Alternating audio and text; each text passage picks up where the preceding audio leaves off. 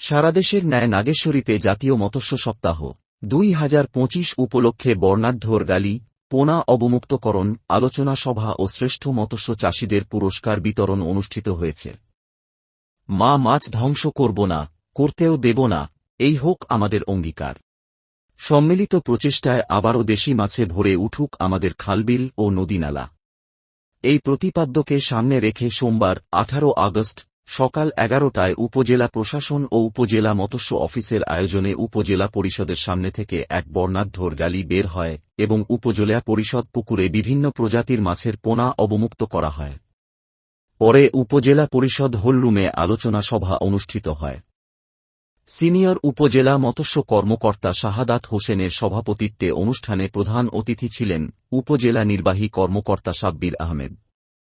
এ সময় উপস্থিত ছিলেন উপজেলা বিএনপির আহ্বায়ক সহকারী অধ্যাপক গোলাম রসুল রাজা, বাংলাদেশ জামায়াতে ইসলামীর উপজেলা আমির আব্দুল মান্নান, উপজেলা প্রাণী সম্পদ কর্মকর্তা শহীদুল ইসলাম, কৃষি কর্মকর্তা শাহরিয়ার হেসেন সহ প্রশাসনের কর্মকর্তাবৃন্দ।